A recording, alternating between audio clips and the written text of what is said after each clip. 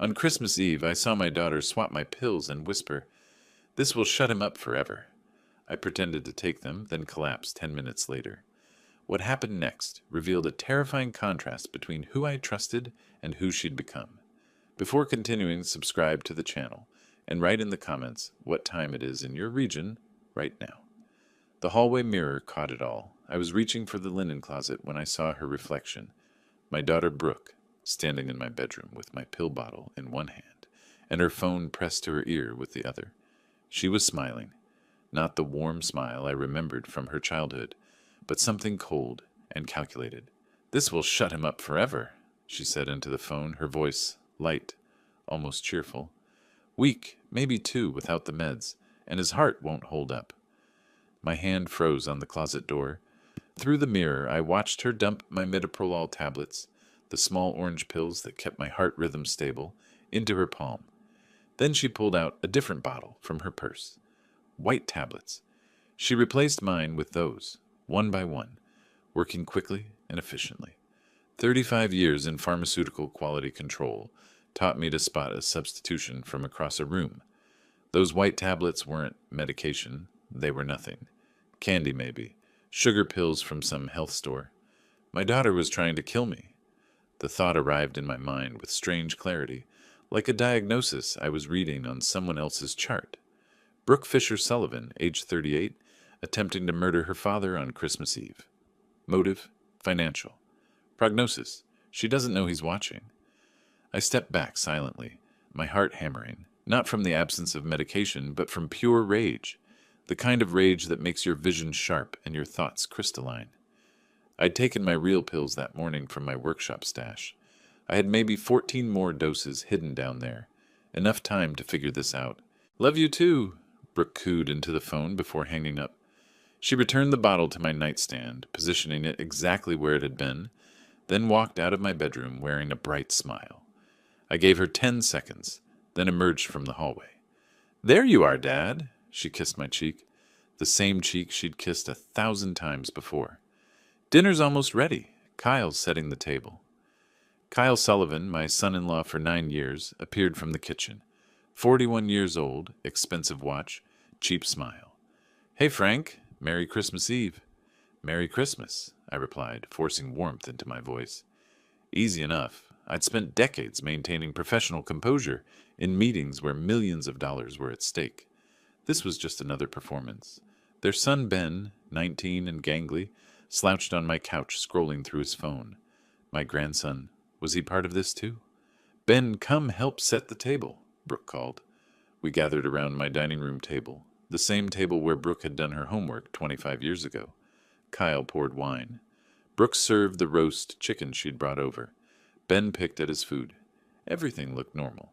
A family Christmas Eve. Except I could see my pill bottle sitting on the kitchen counter where Brooke had strategically placed it. A little reminder, a little prompt. "Dad, have you taken your evening meds?" she asked, concern painting her features. Such a caring daughter. "Not yet. Thank you for reminding me, sweetheart." I walked to the counter, picked up the bottle, and shook out one tablet. The white pill sat in my palm, innocent and lethal in its uselessness. I carried it back to the table with a glass of water. They were all watching me. I placed the pill under my tongue, took a sip of water, and swallowed. The pill stayed hidden in my mouth, pressed against my gum. Another sip. I brought my napkin to my lips and palmed the tablet, dropping it into my lap. "Good," Brooke said softly. "You need to stay on top of those." "Absolutely." I smiled at her. We ate.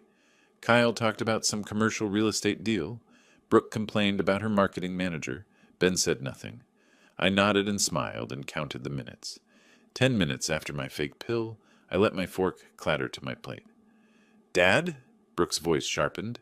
I gripped the table edge, letting my face go slack. My pharmaceutical training had included emergency response procedures. I knew exactly how to mimic cardiac distress. I let out a gasping breath, clutched my chest, and slid from my chair onto the floor. "Frank!" Kyle's chair scraped back. I lay still, keeping my breathing shallow and controlled. My eyes were closed but not squeezed shut. Truly unconscious people don't clench their eyelids. Through my barely parted lashes, I saw Brooke and Kyle standing over me. "Call 911!" Brooke's voice cracked with panic. then Kyle's hand on her arm. Wait! A pause. 1 second. 2. Wait, Brooke whispered. Kyle, he's... Check his pulse, Kyle said, his voice dropping to something cold and measured. If he actually passed out, we call the ambulance and play concerned family. If he dies right now, too suspicious. Too fast. The words hung in the air above me like a verdict. Brooke knelt beside me. Her fingers found my wrist, pressing against the pulse point. My heart was racing, not from fake distress, but from the confirmation of what I'd seen in the mirror. She wasn't acting alone. This was planned, coordinated, premeditated. His pulse is strong, Brooke said, relief and something else. Disappointment in her voice. So he just passed out. Kyle's shoes appeared in my peripheral vision. Help me get him to the couch. Let him sleep it off. Ben, stop recording. Recording? My grandson had been filming this. They'd wanted evidence of my collapse, documentation of my declining health for later. For when I actually died from the pills they weren't giving me. They lifted me, Kyle taking my shoulders, Brooke my feet. The indignity of it burned, but I kept my body limp as they dumped me onto my living room couch. A throw blanket landed over me. Should we really not call someone?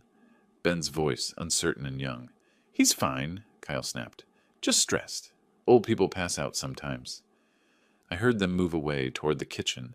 Their voices dropped to whispers, but my hearing was still sharp. I caught fragments. Worked faster than we thought. Documents ready by the 28th. Don't panic now. I lay there in the darkness behind my closed eyelids, my mind racing through implications and evidence and the systematic betrayal of everything I'd built. The house they wanted, the money I'd saved, the life I'd lived. And I thought, you want to play this game? Fine. But you should know something, Brooke. You should know that your old man spent 3.5 decades identifying counterfeits and frauds. I made a career out of catching people who thought they were smarter than the system. You just made the biggest miscalculation of your life, and I'm going to make you pay for every single second of it. Brooke's fingers pressed against my wrist again, checking my pulse for the 3rd time. Satisfied I was still breathing, she straightened up. He's out cold, she said. Jesus, that was close. Close to what? The plan working? Kyle's voice carried irritation. We need this to look natural. Him dropping dead at dinner is the opposite of natural. I know. Brooke's footsteps paced the room. I just thought... I don't know what I thought. You thought you'd be free of the old man and swimming in his money by New Year's? Kyle laughed, but it wasn't a pleasant sound. Patience, babe. Another week or 2 of him missing those pills. His ticker gives out. We're golden. Ben cleared his throat. Did I get enough footage? Let me see. Kyle's voice moved closer to where I lay. I kept my breathing steady, deep, slightly rattling, the sound of an old man unconscious. Yeah, that's good. Shows him taking the pill, shows him collapsing. Date and timestamp. Perfect for when we need to prove he was declining. They were documenting my murder. A phone rang. Not a regular ringtone, but a FaceTime chime. It's Stacy, Brooke said. Hey, we're at my dad's. Everything okay? A woman's voice came through the speaker, crisp and professional. Kyle's sister, the notary. I'd met her twice. Just confirming we're still on schedule. I have the documents ready, notarized for the 28th. The new will puts everything in your name, Brooke. Once he's declared mentally incompetent or deceased, it's ironclad. Perfect, Kyle said. Ben's job tomorrow is to bring Marcus over. We need an independent witness to confirm Frank's been acting confused and forgetful. Marcus Johnson, from the country club? Stacy's voice held approval. Good choice. Respectable guy. No reason to doubt his testimony. They had forged my signature. They had created a fake will. They had witnesses lined up to testify I was losing my mind. What if he figures it out? Ben asked quietly. He won't, Kyle said with absolute certainty. The old man barely wears his glasses anymore. Probably can't even read the pill bottle labels. This is easy money, kid. Your college fund just got a massive upgrade. Easy money. They were killing me for easy money. I lay there for another 40 minutes while they discussed logistics, cleanup, and how to split the proceeds from selling my house. My house. The one I'd bought 32 years ago, where I'd raised Brooke after her mother died, where every room held memories they were auctioning off in whispers. Finally, I heard the front door open and close. Car doors. An engine starting. They were gone. I waited another 5 minutes, counting my heartbeats, before I opened my eyes. The living room was dark, except for the glow of the Christmas tree in the corner. I'd put that up 3 days ago, thinking we'd have a normal family celebration, thinking my daughter still loved me. I sat up slowly, my joints protesting. Not from age, but from lying rigid on the couch for nearly an hour. The throw blanket fell away. I stood steadier than they'd ever know and walked to the window. Their car, Kyle's black Mercedes, was gone. The rage I'd felt earlier had crystallized into something colder, clearer. I remembered last Christmas. Brooke had been warmer then, more present. She'd brought homemade cookies, and we'd watched old movies. When had that changed? When had the daughter who used to fall asleep on my shoulder turned into someone who could smile while poisoning her father? February. That's when it started. She'd asked about my finances, casual questions that felt off. How much was the house worth now? What kind of accounts did I have? Had I updated my will recently? I'd thought she was being practical, thoughtful even, making sure her old dad had his affairs in order, but she'd been calculating, assessing assets, deciding whether I was worth more dead than alive. Then March. Kyle had started coming around more, always with questions about my health. Was I feeling okay? Any chest pains? Maybe I should see a cardiologist, just to be safe. He'd been planting seeds, creating a narrative of declining health, setting up the story they'd tell after I died mysteriously in my sleep. I walked down to my basement workshop, my sanctuary, the space where I'd spent countless hours restoring antique clocks, my hands steady and my mind focused. The shelves held dozens of timepieces, each one a puzzle I'd solved, each one brought back to life through patience and precision. My real medication was in a small safe behind my workbench. I'd moved it there 6 months ago when I noticed my pills seemed to be disappearing faster than they should.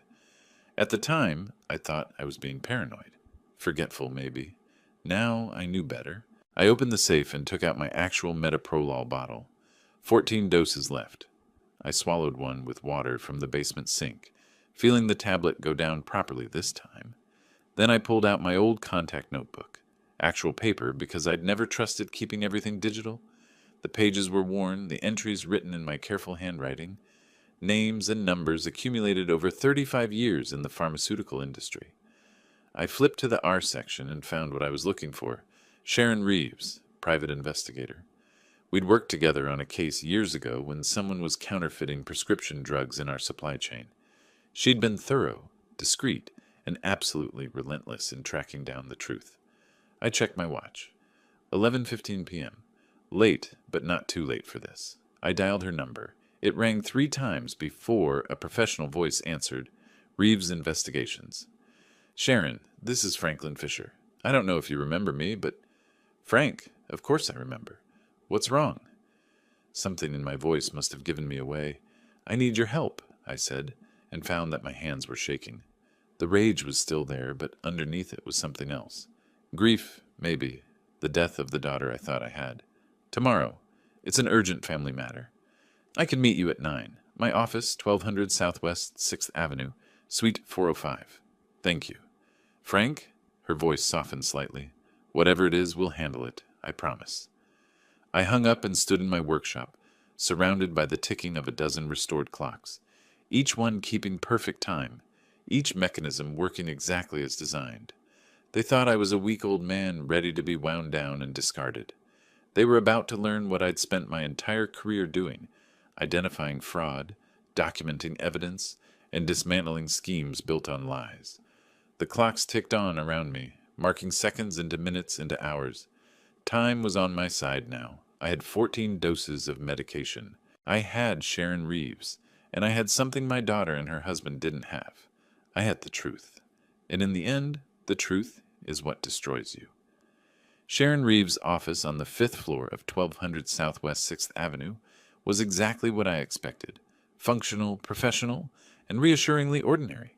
The kind of place where facts mattered more than feelings. Show me what you have, she said, gesturing to the chair across from her desk.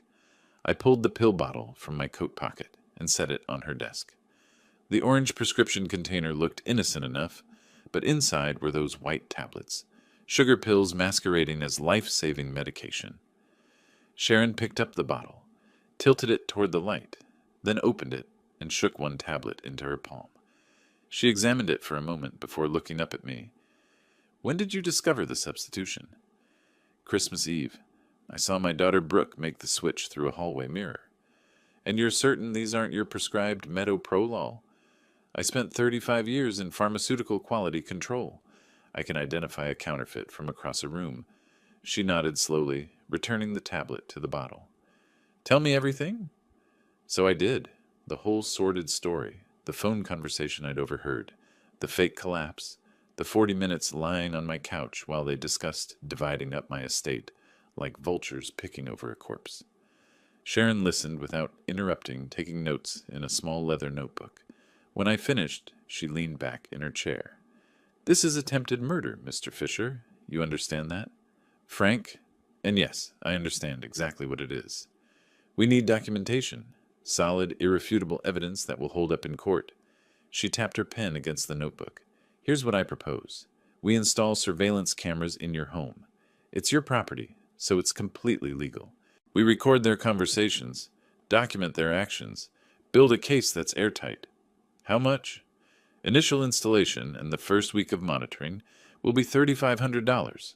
If this goes longer, we'll discuss additional fees. I pulled out my checkbook, the physical kind because I'd never trusted online banking entirely, and wrote the check. My hand was steady, steadier than it had been in days. When can you start? The 30th, Sunday. Your family will be out shopping for New Year's, I assume? They will be now. I smiled, but there was no humor in it.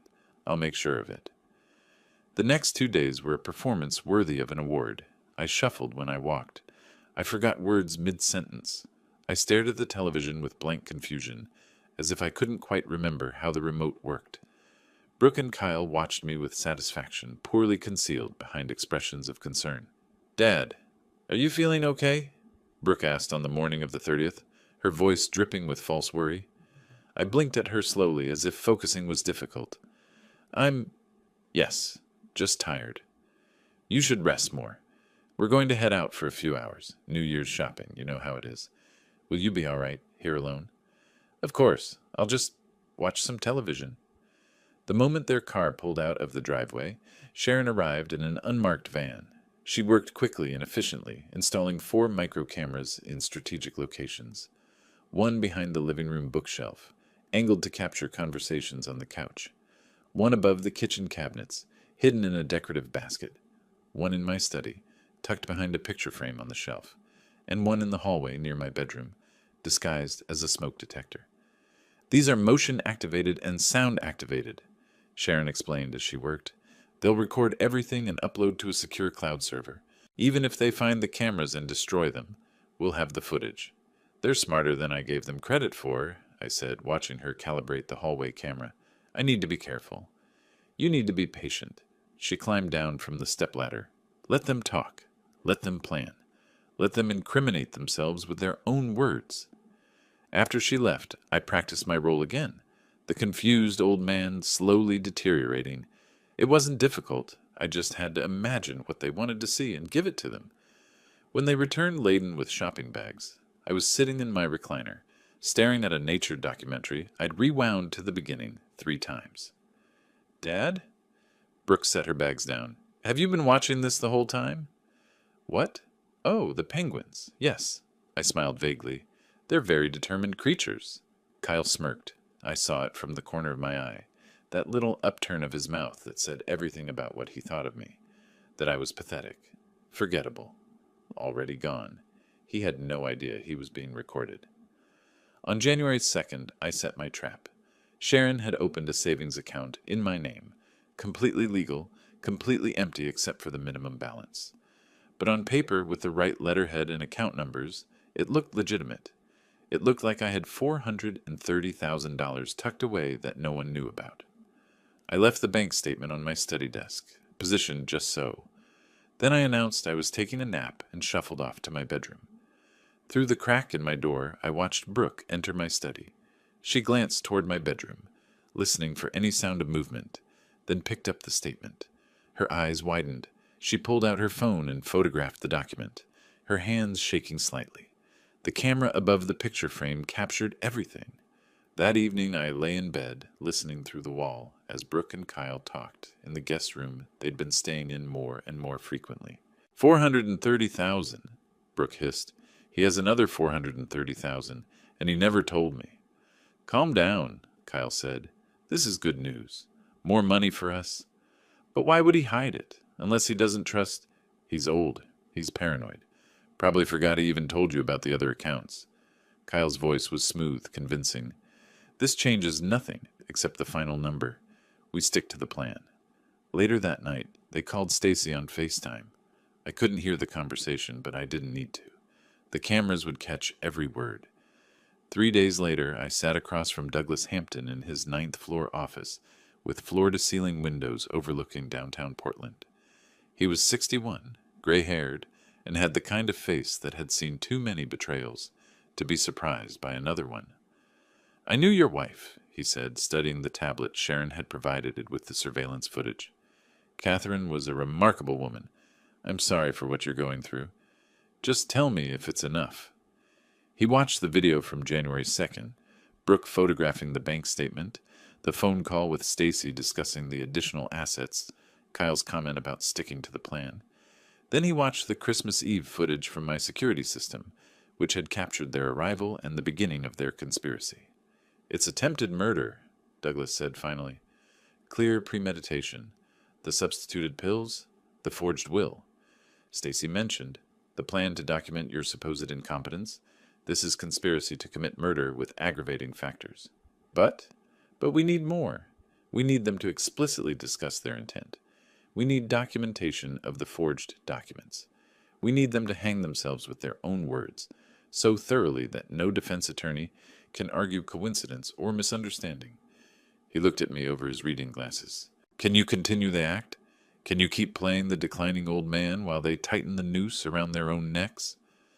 I thought about Brooke at age 7, crying when her hamster died, and me holding her while she sobbed into my shoulder. I thought about the Christmas when she was 16 and gave me a hand-carved picture frame she'd made in woodshop, so proud of herself. Then I thought about her standing in my bedroom, smiling while she talked about shutting me up forever. Yes, I said, I can do that. The transformation was already happening. I could feel it in my bones, in the way my mind worked now, calculating, strategic, cold. The part of me that wanted to cry for my lost daughter was being buried under something harder. Something that understood survival meant becoming the predator instead of the prey. On January 8th, I made an appointment with Dr. Patricia Mendez, my family physician. The appointment itself was real. I needed documentation that my heart was healthy, that I'd been taking my actual medication all along. But I'd called her office 3 days earlier and explained the situation in careful clinical terms. You're telling me your family is trying to kill you? Dr. Mendez had said on the phone, her voice tight with shock. I'm telling you I need a complete cardiac workup with documentation of results, for legal purposes. She understood. The examination was thorough. EKG, blood pressure monitoring, blood work to check medication levels in my system. Everything showed exactly what I knew it would. A 67-year-old man in remarkably good health for his age, with properly managed cardiac conditions. Your metoprolol levels are perfect, Dr. Mendez said, reviewing the results. You've been compliant with your medication regimen. I need that in writing, dated and signed. She printed the report and handed it to me in a sealed envelope.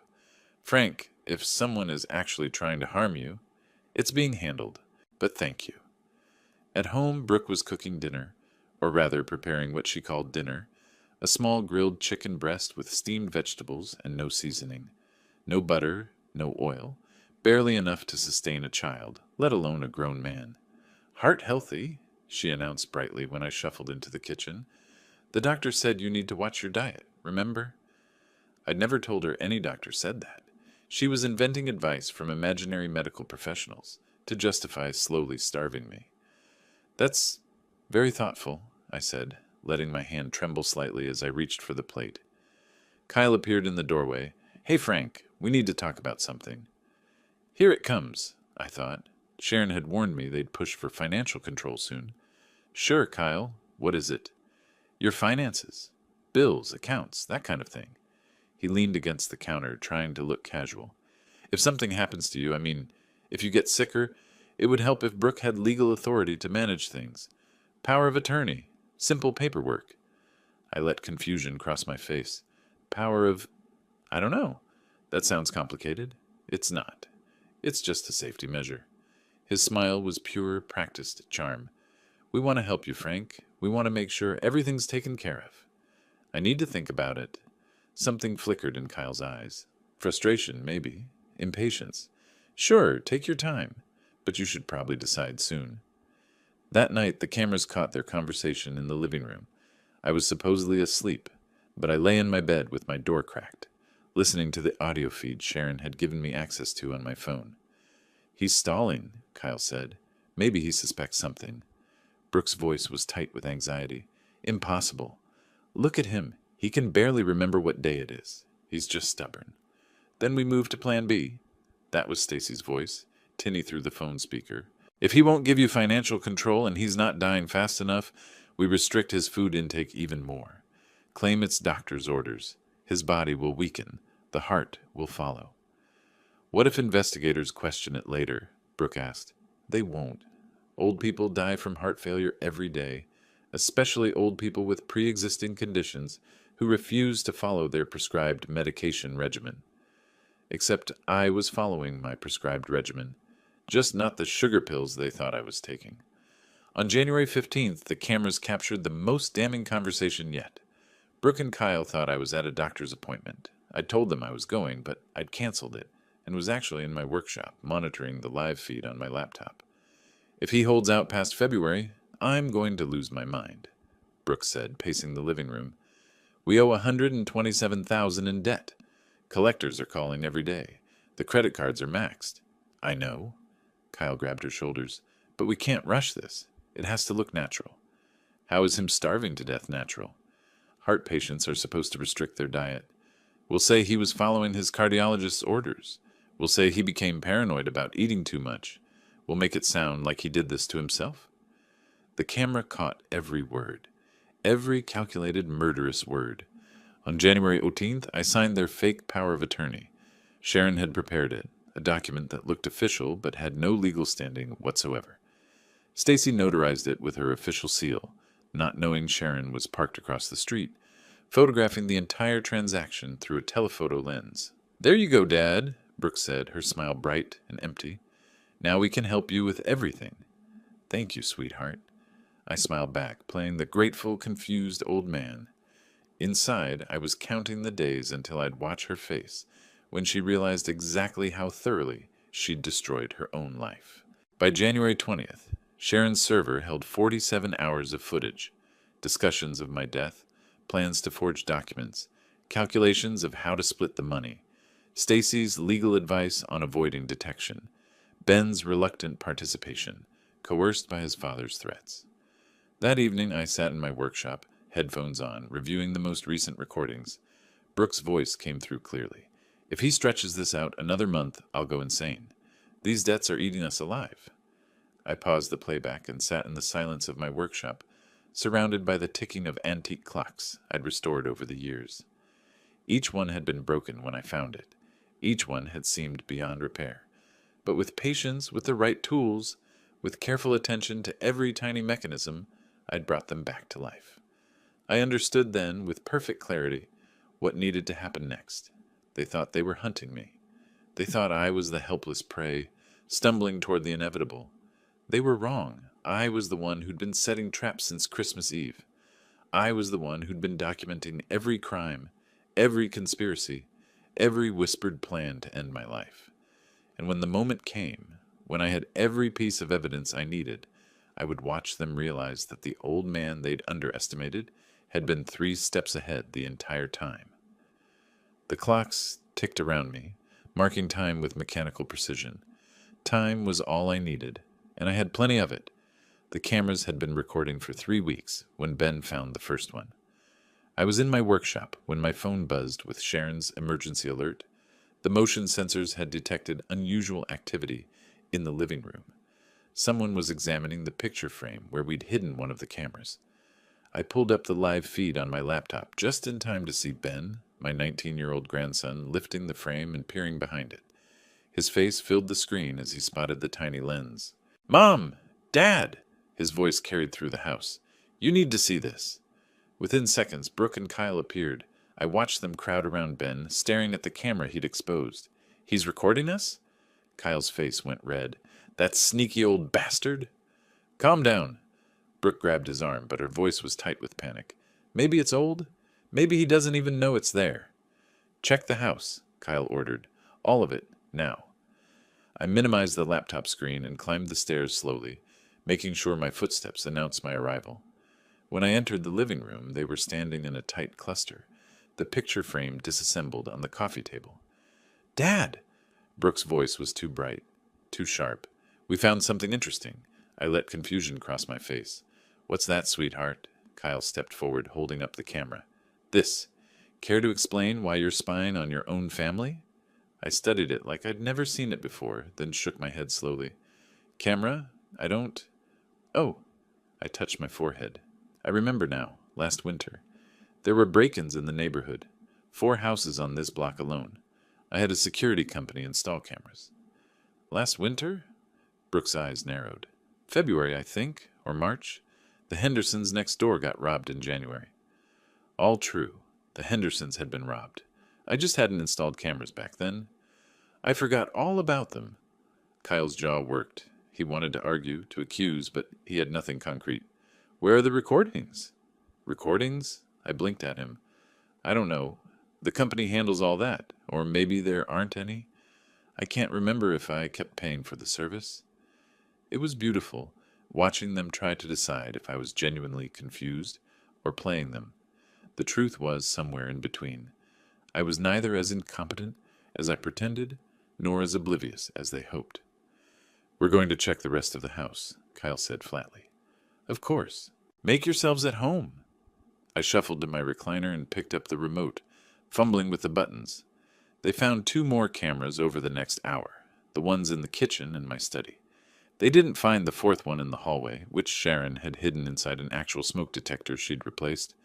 That one kept recording. I called Sharon from my workshop that night. "They found 3 of them." "I know. I watched the whole thing." Her voice was calm. "Don't worry. All the important footage is already backed up on 3 separate servers. Even if they destroy every camera, we have everything we need. They're going to move faster now. They're scared." "Good. Scared people make mistakes." She was right. Over the next week, Brooke and Kyle's desperation became palpable. On January 28th, Kyle brought someone to the house, a thin man with greasy hair who looked like he'd learned his tech skills in places I didn't want to think about. "This is Derek," Kyle introduced him with false casualness. "Old friend of mine. He's good with computers." Derek spent 2 hours going through my laptop and phone. I sat in the living room, pretending to watch television while he worked. He found nothing, of course. All my communications with Sharon were on a burner phone locked in my workshop safe, and the computer held nothing but online chess games and news websites. "Clean," Derek muttered to Kyle. "If he's got recordings, they're not here." After they left, I ate the dinner Brooke prepared, a piece of plain grilled chicken and steamed broccoli.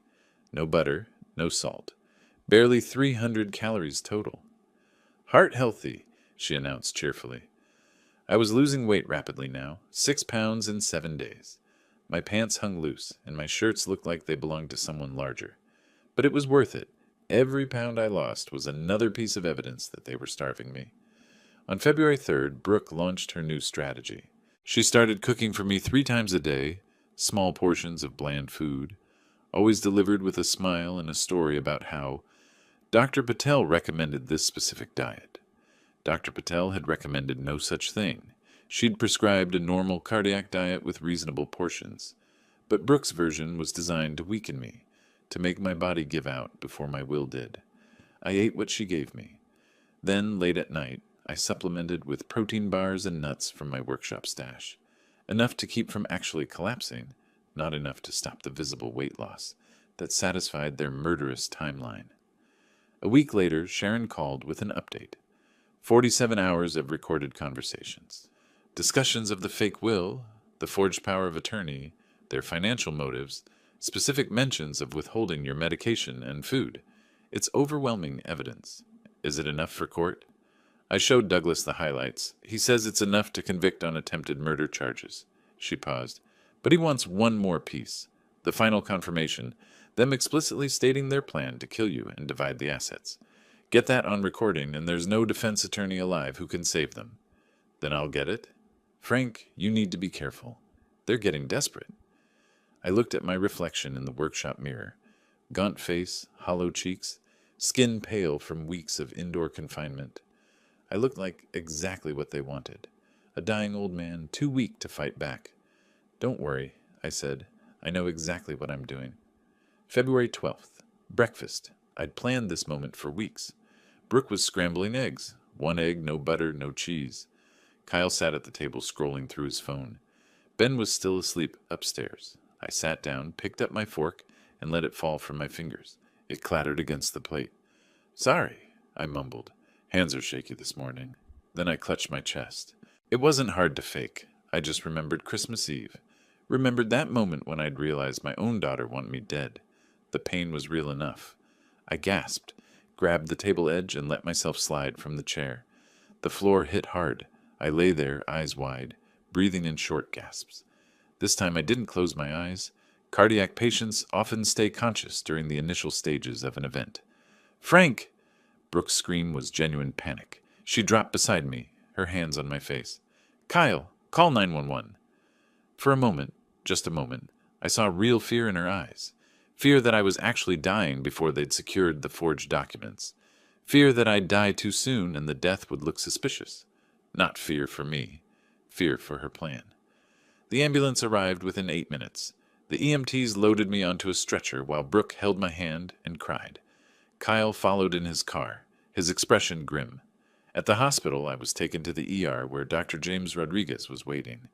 I'd met with him 2 days earlier, shown him the evidence of what my family was doing, explained what I needed. He'd been horrified and immediately agreed to help. The tests showed exactly what they were supposed to show. No heart attack. My cardiac enzymes were normal. My EKG was unchanged from baseline. But Dr. Rodriguez diagnosed me with a severe anxiety attack brought on by stress, which was serious enough to warrant observation but not serious enough to suggest attempted murder. We're keeping you for 48 hours, he told Brooke and Kyle in the hallway outside my room. I could hear them through the partially open door. He needs rest and monitoring. The stress on his system is significant. But he'll be okay? Brooke asked. With proper care and reduced stress, yes.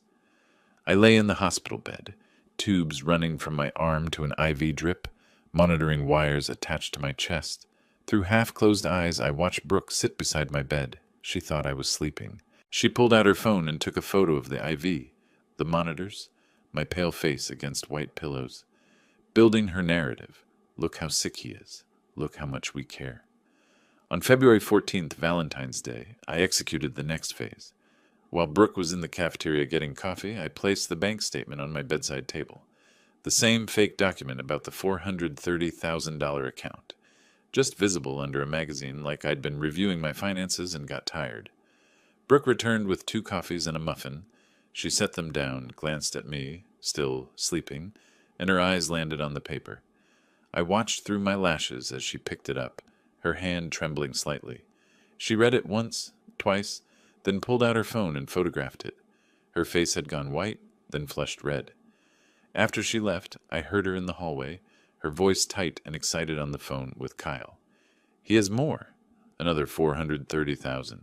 Why wouldn't he tell us? What else is he hiding? The greed in her voice was almost funny. Almost. I was discharged on February 16th. At home, I played the invalid perfectly, shuffling from room to room, accepting help to climb stairs, fumbling with simple tasks.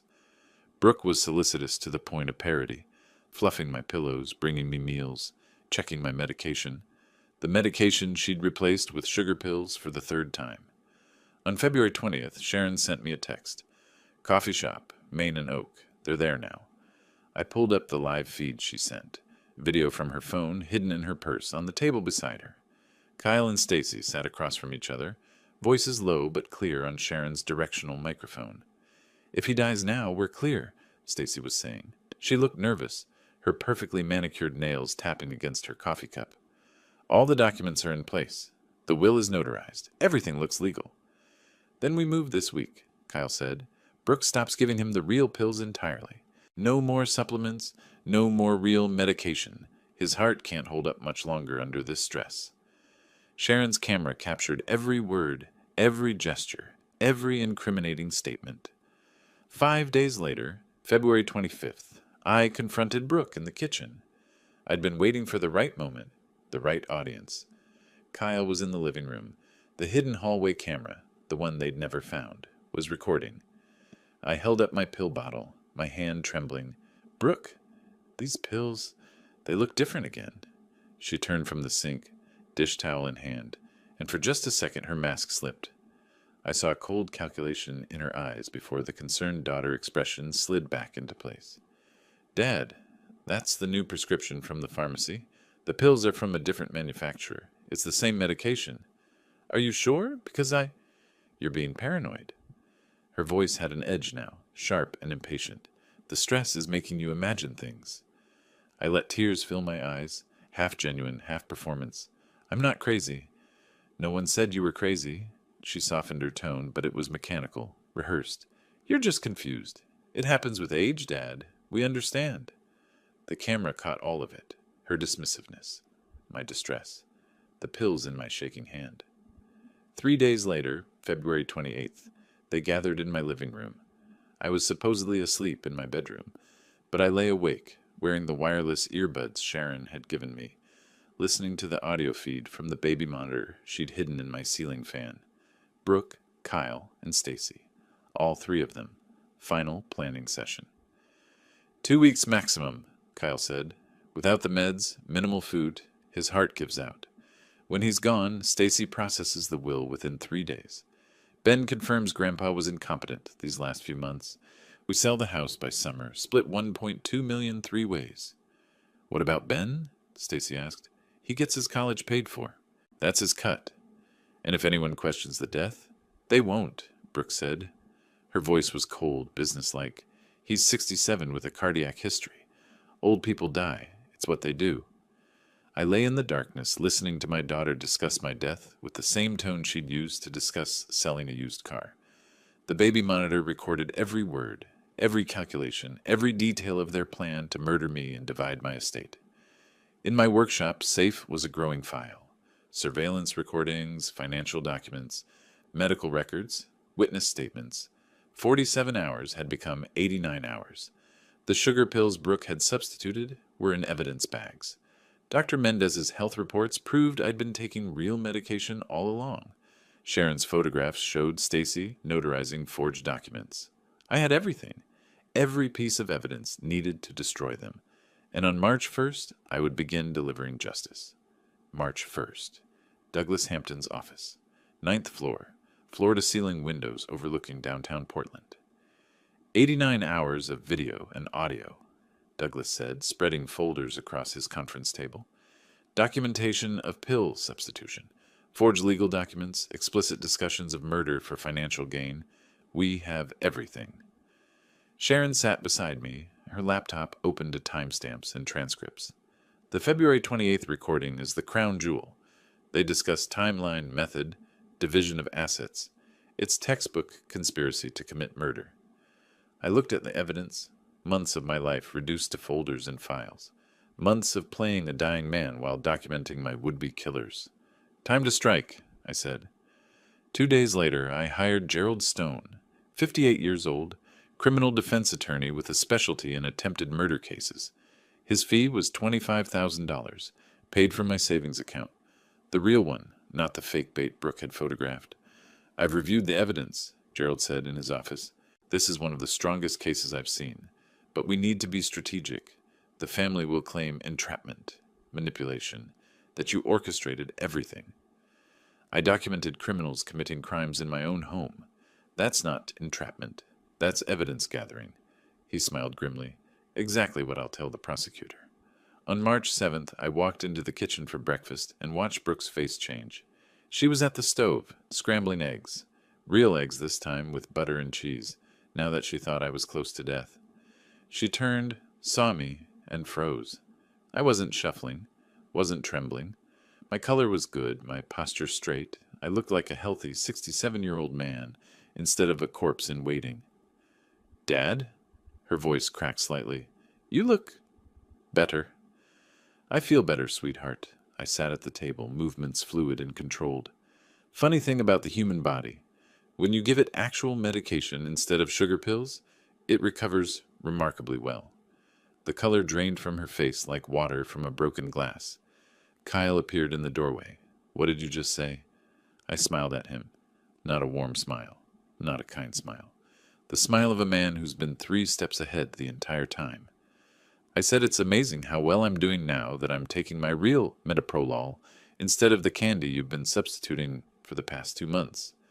Brooke's hand went to her throat. Kyle's jaw clenched. I could see them processing, calculating, trying to figure out how much I knew and when I'd figured it out. "I don't know what you're talking about," Brooke said, but her voice shook. "Of course you don't. Just like you don't know about the forged will, the fake power of attorney documents, or the plan to split $1.2 million after my conveniently timed death." Kyle took a step forward. "You're losing your mind, old man." "Actually, my mind is quite sharp. Sharp enough to have been recording every conversation you've had in this house since December 30th. That stopped him cold. "We found those cameras," he said. "You found 3. You missed one. And even if you'd found them all, the recordings were uploading to a secure server in real time. Every word, every plan, every discussion of how to murder me for my house and savings." Brooke sat down heavily, her legs apparently unable to support her. "You're making this up." "Am I? Then you won't mind coming to a family meeting tomorrow evening. 6 p.m., right here. I've invited a few people who'd be very interested in hearing what you have to say." That night, I barely slept. Not from anxiety, from anticipation. After 2 months of playing victim, I was finally stepping into the role I should have held all along, the man in control. March 10th, 6 p.m. They arrived thinking it would be another intervention, another attempt to push me towards signing over control of my finances. Brooke, Kyle, Stacy, and Ben, all 4 of them walking into my living room, expecting to find a confused old man. Instead, they found a tribunal. Douglas Hampton and Gerald Stone stood near the fireplace, both in suits, both carrying briefcases. Sharon Reeves had set up a projector and screen, and near the door, Detective John Ramirez and Detective Patricia Cross from Portland Police Bureau stood with notebooks and badges clearly visible. "What is this?" Kyle's voice was sharp. "Sit down," I said. Not requested. Ordered. They sat. Even Kyle, who looked like he wanted to bolt. The detectives moved to block the doorway. Casually, professionally, but unmistakably. "On Christmas Eve," I began, "I witnessed my daughter Brooke substituting my heart medication with sugar pills. I heard her tell someone on the phone that this would shut me up forever, and that my heart would fail within a week or 2. Brooke started to protest. Douglas raised a hand. "Please don't interrupt, Ms. Fisher-Sullivan. We have evidence." Sharon pressed a button. The projector came to life. On screen, Brooke and Kyle in my living room, December 24th, my supposedly unconscious body on the couch. Audio crystal clear through the hidden cameras. Kyle's voice, "If he dies right now, it's too suspicious. Wait until the pills have time to work." Brooke's voice, "What if he noticed something?" Kyle's voice, "Impossible. The old man barely knows what day it is." I watched their faces as they watched themselves. Brooke went white, then red, then white again. Kyle's hands curled into fists. Stacy, who hadn't yet realized she was on the recordings too, looked confused and frightened. The video continued. January conversations about the forged will. February discussions of Plan B, starving me until my weakened body gave out. Stacy's careful advice about making everything look legal. Ben's reluctant participation, documenting my supposed decline. And finally, February 28th, the smoking gun. Kyle's voice, 2 weeks maximum, without meds, minimal food, his heart gives out. We sell the house by summer, split 1.2 million. Brooke's voice, and if investigators ask questions, Stacy's voice, they won't. Old people die from heart failure constantly. When the video ended, silence filled the room like poison gas. Brooke's voice cracked. That's illegal wiretapping, illegal surveillance. You can't. It's Mr. Fisher's private residence, Douglas said calmly. He has every legal right to install security cameras in his own home. The recordings were made on his property, of conversations happening in his house. Nothing illegal about it. Kyle stood up. We're leaving. Detective Ramirez stepped forward. Actually, sir, we'd like you to stay. We have some questions about what we just witnessed. We don't have to answer anything, Kyle snarled. You're right, Detective Cross said. But we'll be submitting this evidence to the district attorney's office tomorrow morning. You might want to get your story straight before that happens. Over the next hour, the detectives questioned each of them separately. Ben broke first, crying in my study, confessing that his father had pressured him to document my decline, that he'd felt trapped and scared. He was 19, manipulated by people he should have been able to trust. Stacy tried to play innocent. She was just a notary, just doing her job, didn't know about any murder plot. Then Sharon pulled up the coffee shop recording from February 20th. Stacy's voice discussing how they'd be in the clear if I died soon, how all the documents were perfectly forged and legally notarized. She stopped talking after that. Brooke and Kyle refused to say anything without lawyers present. The detectives told them they'd be in touch. As they left, all four of them, shocked and desperate, and finally understanding what they'd walked into, I stood by the door. Brooke turned to me, tears streaming. Dad, please, don't, I said quietly. Don't call me that. You lost the right to call me that when you decided my life was worth less than my bank account. She flinched like I'd struck her. They left. The house felt cleaner without the minute. March 16th. The call came at 7 in the morning. Multnomah County District Attorney's Office has filed charges, Gerald Stone said. Attempted murder, conspiracy to commit murder, forgery, and fraud. Warrants issued for Brooke Fisher Sullivan, Kyle Sullivan, and Stacy Sullivan Martinez. And Ben? Plea agreement. He cooperates fully, testifies against his parents, and he gets probation plus community service. The DA believes he was coerced. By noon, all three were in custody. Bail set at $500,000 for Brooke, $750,000 for Kyle, $350,000 for Stacy. I thought that would be the end of it. I was wrong. 2 days later, Kyle's family, parents, siblings, extended network, pooled resources and posted bond through a bail bondsman. $200,000, 10% of the combined bail for Kyle and Brooke. They walked out of jail on March 18th, and the real fight began. March 22nd, Brooke hired William Harrison, a criminal defense attorney with a reputation for aggressive tactics and expensive fees. $50,000 paid by mortgaging Kyle's parents' house. Harrison immediately went on the offensive. Your father orchestrated this entire situation, he told reporters on the courthouse steps. He created a narrative, manipulated evidence, and entrapped his own family. This is elder abuse in reverse. A vindictive old man destroying his daughter's life because she tried to help him. The story hit local news. Suddenly, I was the villain, the paranoid pharmaceutical exec who'd weaponized his professional knowledge against his own family. My phone rang constantly. Reporters wanted statements. Old colleagues called to ask if the accusations were true. The narrative was shifting, and I could feel the ground becoming unstable. Let them spin, Gerald advised. We have evidence. Facts don't care about PR. But facts needed context, and context required explanation. On April 5th, the preliminary hearing, Judge Margaret O'Connor presiding. Harrison came out swinging. Your Honor, Franklin Fisher is a retired pharmaceutical executive with extensive knowledge of medication, surveillance, and legal procedures. He didn't just discover a crime. He engineered one.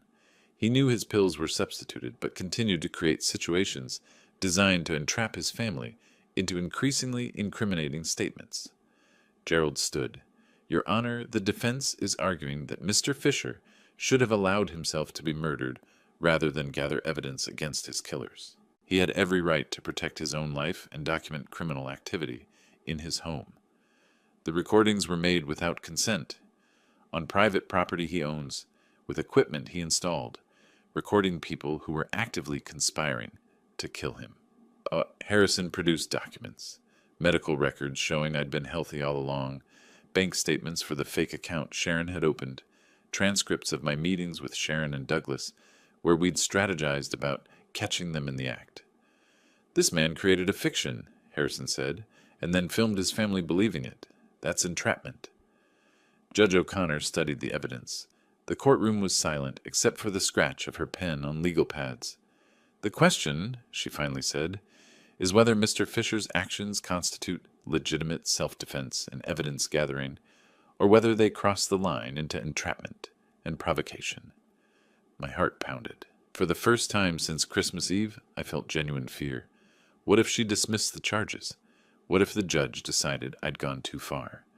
However, Judge O'Connor continued, the evidence shows that the defendants initiated the criminal conspiracy without any prompting from Mr. Fisher. He did not suggest they substitute his medication. He did not encourage them to forge documents. He simply documented crimes they were already committing. Motion to dismiss denied. This case will proceed to trial. The relief was physical. I felt my shoulders drop, my breath return. But Harrison wasn't done. As we left the courthouse, he cornered me in the hallway, Gerald and Sharon flanking me protectively. 3 years probation, he said. Fraud and forgery charges only. Attempted murder dropped. Your daughter does no jail time. Pays $150,000 in restitution, and you get your money and your revenge. Everyone walks away. I looked at him, then at Gerald. What do you think? Gerald asked. I think, I said slowly, that they tried to kill me, not defraud me, not forge documents, kill me, murder me for money. And I think they should face the consequences of attempted murder, not some reduced charge that makes them look like they made a paperwork error. You're sentencing your own daughter to prison, Harrison said. No, I replied. She sentenced herself the moment she decided I was worth more dead than alive. I'm just making sure justice is served. Harrison's face hardened. Then we'll see you in trial. And I promise you, Mr. Fisher, we'll make you look like the monster you are. He walked away. Brooke and Kyle followed, both of them shooting me looks of pure hatred. Sharon touched my arm. You okay? I'm fine. And I was, because I'd expected this. Expected them to fight back, to try to twist the narrative, to make me the villain. But I had something they didn't have. The truth. 89 hours of recordings. Medical records proving my health. Expert testimony about how metoprolol withdrawal would have killed me. Ben's cooperation, Stacy's coffee shop conversation. They could hire the most expensive lawyers in Oregon. They could spin stories for the media. They could try to paint me as a manipulative mastermind who'd set them up. But the evidence didn't lie. The recordings didn't lie. On April 20th, Harrison made one final offer. Plead to lesser charges. Avoid trial. Brooke and Kyle get probation and community service. I turned it down. I want a trial, I told Gerald. I want 12 citizens to hear what they did, see the evidence, and make a judgment, because I know what that judgment will be. Gerald smiled grimly. Then we go to trial. Jury selection starts April 25th. I went home to my house, the house they'd wanted to inherit, to sell, to divide. I walked through rooms where they'd plotted my death. I sat in the chair where I'd played dying while they planned my funeral, and I waited for justice. April 25th, the trial began. Multnomah County Courthouse. Courtroom 4C. 12 jurors sat in the box. 6 men, 6 women, ages ranging from mid-30s to early 70s. People who understood what family meant. People who'd probably trusted their own children and couldn't imagine being betrayed the way I had been. Deputy District Attorney Rachel Morgan was 44, sharp-eyed, with a reputation for prosecuting domestic violence cases with surgical precision. She'd told me during our preparation, juries understand greed, they understand family betrayal. We're going to make sure they understand exactly what your daughter and son-in-law tried to do. April 28th, I took the stand. The courtroom was silent as I walked to the witness box. Brooke sat at the defense table, her face carefully composed into an expression of wounded innocence. Kyle beside her, his jaw set in defiance, both of them in expensive suits, playing the role of respectable citizens wrongly accused. I told the jury everything.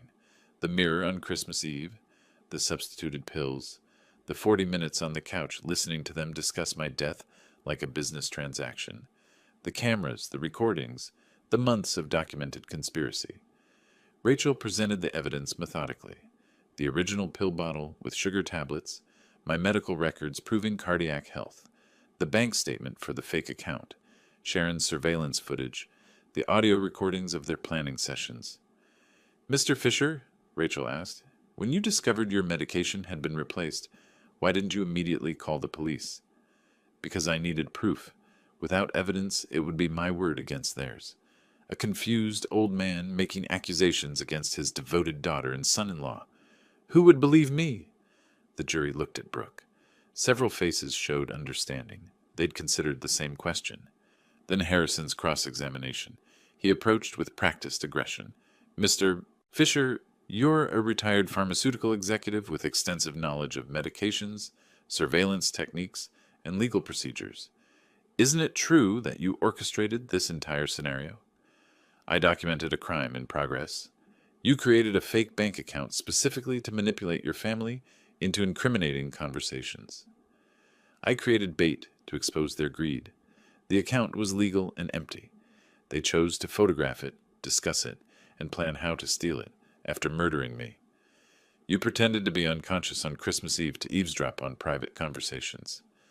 I protected myself from people who just poisoned me. That's called survival." Harrison's voice rose. "You installed cameras without their knowledge. You recorded private family discussions." I leaned forward, my voice cold and clear, "in my own home, recording people who were actively plotting to kill me. The law is very clear. I had every right to protect my property and my life. What law gives them the right to substitute my medication with the intent to cause my death?" The silence that followed was absolute. "May 5th, Ben testified. My grandson sat in the witness box, 19 years old, and crying. He described how Kyle had pressured him to film my collapse, how he'd been told it was just documentation for insurance purposes, how he'd only realized the truth when he heard them discussing timelines for my death. Several jurors wiped their eyes. Ben wasn't a co-conspirator. He was another victim. May 10th, Sharon presented her evidence. Professional, composed, devastating. She displayed the timeline, dates, times, locations. Every conversation, every forged document, every step of the conspiracy, laid out with forensic precision. Then May 15th, the expert witness, Dr. Martin Chen, pharmacologist, testified about metoprolol withdrawal. "For a patient with Mr. Fisher's cardiac history," he said, consulting his notes, "cessation of beta blocker therapy creates a rebound effect. Heart rate increases, blood pressure spikes. The risk of cardiac event increases 300 to 400% within 2 to 3 weeks. Given Mr. Fisher's age and condition, death within 30 days would be highly probable." "Not possible," Harrison interjected. "Probable." "Probable approaching certainty," Dr. Chen confirmed. The jury looked at Brooke again. This time several faces showed revulsion. May 20th, closing arguments. Rachel Morgan stood before the jury, her voice resonant with controlled anger. "This isn't a family disagreement. This isn't a misunderstanding. This is a calculated, cold-blooded conspiracy to commit murder for financial gain. They substituted life-saving medication with sugar pills. They forged legal documents. They documented his supposed decline to justify their actions after his death. They discussed, in explicit detail, how to divide his money and property. Ladies and gentlemen, this is attempted murder, nothing less." Harrison's closing was desperate. "My client made mistakes, yes. She was drowning in debt, desperate for help. But she didn't want to kill her father. She wanted to—" "She wanted to what?" Rachel interrupted, standing. "Your Honor." "Sustained," Judge O'Connor said. "Mr. Harrison, please continue without speculation." But the damage was done. The jury had seen Harrison stumble, unable to finish his own sentence because there was no innocent explanation for what Brooke had done. June 3rd, the jury deliberated. 7 hours. June 10th, they returned. The foreman was a woman in her 60s, a retired teacher. She stood holding the verdict forms. "In the case of the state of Oregon versus Brooke Fisher Sullivan, on the charge of attempted murder, how do you find?" "Guilty." Brooke's gasp was audible across the courtroom. "On the charge of conspiracy to commit murder?" "Guilty." "Forgery?" "Guilty." "Fraud?" "Guilty." Brooke collapsed into her chair, her face buried in her hands. Kyle's expression went from shock to rage to something like defeated comprehension. For Stacy, the attempted murder charge was dropped. She hadn't directly participated in the pill substitution, but conspiracy and forgery? Guilty on both counts. I sat in the gallery and watched them realize what they'd lost. Not just their freedom, not just their futures, but the narrative they'd built, that they were the real victims, that I was the villain. The jury had seen through it all. 12 ordinary people had looked at the evidence and understood exactly what had happened. Justice. June 15th, sentencing. Judge Margaret O'Connor's courtroom was packed. Media in the back rows. Spectators filling every seat. This was the moment everyone had been waiting for. Brooke, Kyle, and Stacy stood before the judge. 3 people who'd conspired to murder me for money, now facing the consequences. Judge O'Connor reviewed the pre-sentencing reports, her expression grave. Then she looked up. Brooke Fisher Sullivan, the court has considered your case carefully. You attempted to murder your father, a man who raised you, provided for you, loved you, because you wanted his money. You substituted life-saving medication with placebos, knowing this would likely cause his death. You forged legal documents. You lied. You manipulated. And when caught, you showed no genuine remorse, only anger at being exposed. Brooke's face was white, her hands trembling. The court sentences you to 12 years in federal prison for attempted murder, to run concurrently with 3 years for document forgery. Possibility of parole after 8 years. Brooke made a sound, half sob, half gasp. Her carefully maintained composure shattered completely. 12 years. Her life destroyed. Kyle Sullivan, you were the architect of this conspiracy. You pressured your wife to commit murder. You manipulated your son into participation. You showed callous disregard for human life in pursuit of financial gain. 15 years for attempted murder, 5 years for conspiracy, sentences to run consecutively. Possibility of parole after 12 years. Kyle's face went through a fascinating transformation. Shock, then rage, then something like broken comprehension. 20 years total. He'd be in his 60s when he got out. Everything he'd schemed for, gone. Stacy Sullivan Martinez. As a notary public, you held a position of public trust. You used that position to legitimize forged documents in a conspiracy to commit murder. 4 years in prison for conspiracy and forgery. Your notary license is permanently revoked. Stacy's mouth opened, but no sound came out. 4 years, career over, life derailed. Benjamin Sullivan, the court recognizes you were manipulated and coerced. 2 years probation, 500 hours community service, mandatory psychological counseling. Then Brooke turned to me, tears streaming down her face, mascara running, the polished mask completely gone. "Dad," her voice cracked. "Please, I'm sorry. I didn't mean... I never wanted..." I stood up from my seat, walked closer to the railing, separating the gallery from the court. Our eyes met. For a moment, I saw the little girl who'd cried when her hamster died. Then I remembered the woman who'd smiled, while discussing how my heart would give out within 2 weeks. "You wanted my house," I said quietly, but clearly enough for everyone to hear. "Now you have a house, a cell, 8 feet by 10 feet. You'll have plenty of time to think about what you tried to do." Her face crumpled. Kyle reached for her, but the bailiffs were already moving forward. "Defendants will be remanded into custody immediately," Judge O'Connor said. I watched them being led away, Brooke sobbing, stumbling, having to be supported by the bailiff. Kyle walking stiffly, his face a mask of suppressed rage. Stacy silent, tears running down her face but making no sound. They were gone. Finally, gone. Outside the courthouse, reporters swarmed. I gave a brief statement prepared by Gerald. "Justice has been served. I'm grateful to the jury, the prosecution, and everyone who helped expose this conspiracy. Now I'd like privacy to rebuild my life." June 22nd, I met Ben at a coffee shop on Hawthorne. He looked thinner, older than his 19 years.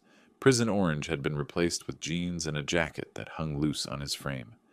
"Grandpa," he started, then stopped. "I don't know what to call you anymore." "Frank works." He flinched. "I'm sorry. I'm so sorry. I didn't know what they were planning, and when I realized, I was scared, and You testified against them. You told the truth. That took courage. They're my parents. They were criminals who tried to kill me. You chose justice over loyalty. That's not easy. I pulled an envelope from my pocket. Inside was a check for $5,000. What's this? First month's rent, security deposit, and moving costs. You need to live separately. Build your own life away from their influence. This is your chance to start over. Don't waste it. He stared at the check, tears forming. Why are you helping me? Because you're 19. Because they manipulated you. Because everyone deserves a second chance, if they earn it. Don't make me regret this. I won't, I promise. July 10th, I sold a house on Northwest Thurman Street. $897,000. $7,000 over the assessed value. The new owners were a young couple with 2 kids, thrilled to have found their dream home. I packed up my workshop, my antique clocks, the few possessions that mattered, everything else, furniture, appliances, the physical remnants of a life I'd shared with people who'd betrayed me. I left behind. I bought a townhouse in northwest Portland for $420,000. Compact, modern, efficient. A place with no ghosts, no memories of conspiracy whispered in supposedly empty rooms. August 15th, I donated 12 of my restored antique clocks to the Oregon Historical Society. Pieces I'd spent years repairing, now displayed for people who'd appreciate the craftsmanship. I also began volunteering with a program for elderly victims of financial abuse. Twice a week, I met with people whose families had stolen from them, manipulated them, treated them as assets rather than humans. I helped them understand their rights, navigate legal systems, document abuse. I was good at it. Turned out that surviving attempted murder made you qualified to help others survive family betrayal. September 20th, Sharon invited me for coffee. Not professional coffee, just coffee. We sat at a small cafe, drinking lattes, talking about everything except the case. Movies we'd seen, books we'd read, the upcoming fall weather. You doing okay? She asked eventually. Better than I expected, worse than I'd hoped. That's honest. I keep thinking about Brooke at 7 crying over her hamster. Then I remember her discussing my death timeline. I don't know how to reconcile those two people. Maybe you don't have to. Maybe you just have to accept that people change, sometimes into someone you can't love anymore. That hit harder than I expected, but it was true. Thank you, I said, for everything, for believing me, for helping me. That's my job. No, your job was investigation. You went beyond that. You were a friend when I needed one. She smiled. Still am if you want. I do. October 15th. My new workshop was organized now. Tools on pegboards, clocks on shelves, everything in its place. I was working on an 1887 mantel clock, its mechanism exposed, gears and springs waiting for calibration. My phone buzzed. Text from Ben. Grandpa, I got the job. First day today. Thank you for everything. I smiled. My first genuine smile in months. Maybe my first since Christmas Eve. I texted back, proud of you. Keep going. Then I returned to the clock, adjusted the escapement, tested the mainspring tension, aligned the gears until everything meshed perfectly. When I wound it, the ticking was steady, rhythmic, exact. The mechanism worked. After being broken for decades, after sitting in someone's attic, accumulating dust and rust, after being written off as beyond repair, it worked. I watched the second hand sweep around the face. Steady, precise, unstoppable. Justice was like that. Sometimes it took time. Sometimes it required patience, documentation, and careful assembly of evidence. Sometimes you had to disassemble everything to find the broken piece and fix it. But when you did it right, when you followed the process and trusted in truth, the mechanism worked.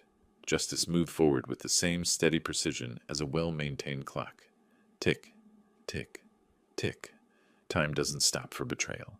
It doesn't pause for grief. It just moves forward, second by second, giving you the opportunity to rebuild something better than what was broken. I set the restored clock on my shelf, next to 11 others I'd repaired, each one a testament to patience, skill, and the understanding that broken things can be fixed if you care enough to do it right.